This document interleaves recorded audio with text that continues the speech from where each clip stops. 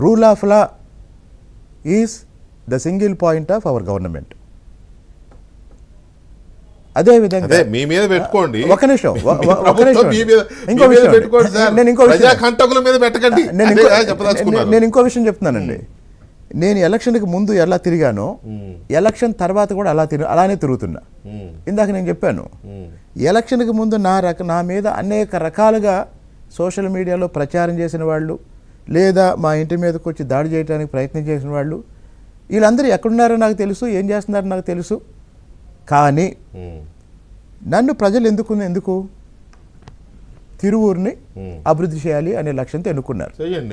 అది ఆ లక్ష్యంగా పనిచేస్తున్న ప్రాసెస్లో ఇకపోతే ఇప్పుడు ముఖ్యంగా ఇలాంటి టాపిక్ మీరు నాలాంటి వాడిని కూర్చోబెట్టి చెప్పటం అంటే ఇప్పుడు ఇది ఇంకో రకమైన పరిస్థితి, ఇబ్బంది.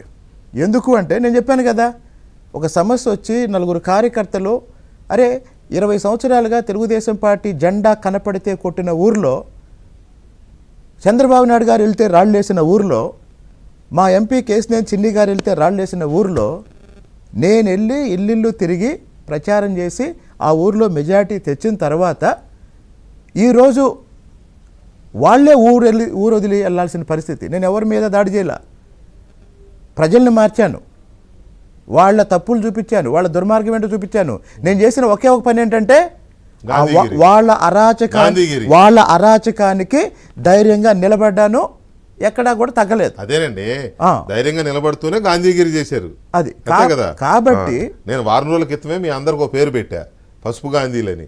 కాబట్టి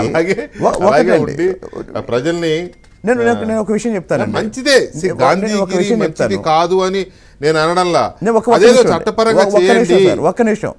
5 సంవత్సరాల తర్వాత ఆంధ్రప్రదేశ్ సచివాలయం పెట్టుబడులదారులతో కళకళలాడుతుంది. రాష్ట్రంలో పెట్టుబడులు పెట్టడానికి ఆయన అంటే ఎమ్మెల్యే సార్, ఆయన మీద కేసు పెడితే పర్లేదు, కానీ కార్యకర్తల మీద పెడితే వాళ్ళ పరిస్థితి ఏంటి అని అడుగుతున్నాడు. నేను చెప్తున్నా అండి, పెట్టుబడులు పెట్టడానికి వచ్చే వాళ్ళతో రాష్ట్రం ఇప్పుడే కళకళలాడుతుంది. మరి ప్రతీకార చర్యలు తీసుకుని రాష్ట్రంలో ఉన్న ఈ ప్రశాంత చూపిస్తున్న జగన్మోహన్ రెడ్డి విషయాన్ని గనక వాళ్ళు వాళ్ళ మనుషులు చేస్తున్న దాన్ని గనక ప్రభుత్వం పోలీసులు వాళ్ళ మీద చర్యలు తీసుకోకపోతే, అదిగోలేదు వచ్చేసింది రాష్ట్రపతి పాలన అని పెట్టుబడిదాన్ని భయపెట్టడానికి చేస్తున్నాడు ఆయన.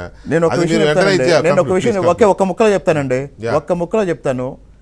చంద్రబాబు నాయుడు గారు రాష్ట్ర అభివృద్ధి లక్ష్యంగా ఎన్నో విషయాలు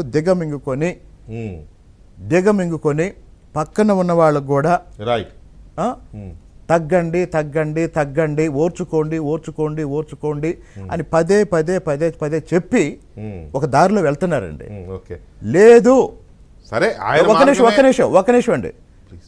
ఈ మొత్తం నాయకుల్లో కార్యకర్తల్లో ఎక్కడో ఒక చోట ఏమనుకుంటారు, ఎవరో ఒకళ్ళు ఏమనుకుంటారు, అరే బాబు గారు చెప్పేది బాబు గారు చెప్తారు, మనం చెప్పేది మనం చేద్దామని ఒక బ్యాచ్ ఉంటుంది.